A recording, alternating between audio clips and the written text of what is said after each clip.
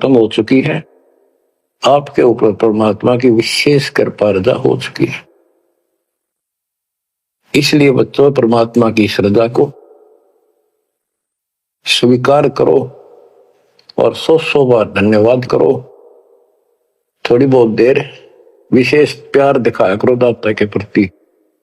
कभी ना कभी तो जरूर उसके प्रति आंसू आने चाहिए। हे भगवान, कैसे दया करी दाता, हमने तो वो काम भी ना सोचा था। कभी कभी 24 घंटे में एक बार जरूर दाता का एहसान किया करो, अकेले बैठ के, चाहे सोते समय, रात को उठ के। आपकी एक कसक न्यारी होनी चाहिए। एहसान जो मानता है उससे परमात्मा बड़े प्रसन्न होते हैं।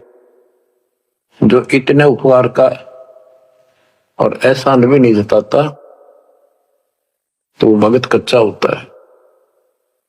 बच्चों, मैं अपनी बताता हूं, पिछले संस्कार प्रबल थे। 10-12 साल उम्र में ही मालिक की विशेष चाह बन गई थी, पर रास्ता नहीं था कभी भी।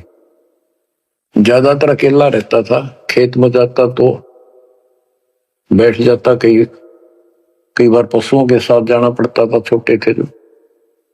अकेला बैठ के और बहुत याद करता था दाता में। अपने आप आंसू चल जाते थे।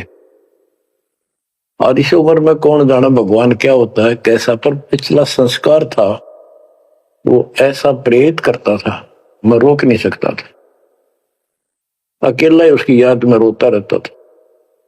मार्ग सही ना मिलने से धीरे धीरे शिक्षा प्राप्त कर ली, फिर नौकरी लगी या भूल पड़न लग गई थी। चाह तो इतनी रही थी पर वह बात नहीं रही, वह तड़प नहीं रही थी। कोई भी तो राम नाम लेनिया नहीं था, कोई कहने वाला नहीं था, कुछ बताने वाला भी नहीं था, कुछ सुनने वाला भी नहीं था। एकदम ऐसा मोड़ दिया दाता ने। 36.5 साल की उम्र हो गई थी, 36 साल की।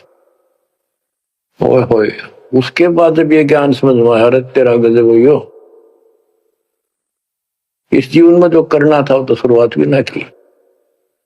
और फूले फूले माचे माचे फिरा थे। 2 रोटी ठीक मिल रही थी, परिवार ठीक था। न सोच रखा था बस इतना है उसे, भगवान कभी राम याद कर लिया, कभी कृष्ण कर लिया, कभी हनुमान के व्रत रख लिए, किसी मंदिर शालासर चले गए। जब पता चला रहा कितने बड़े डोहा थे, तो बचपन से ही मैं पढ़ता था। तो ट्रेनिंग क्या करता, नीलो खेड़ी करनाल जिले में पहले छोटी सी तहसील थी, उसमें पॉलिटेक्निक बना होता।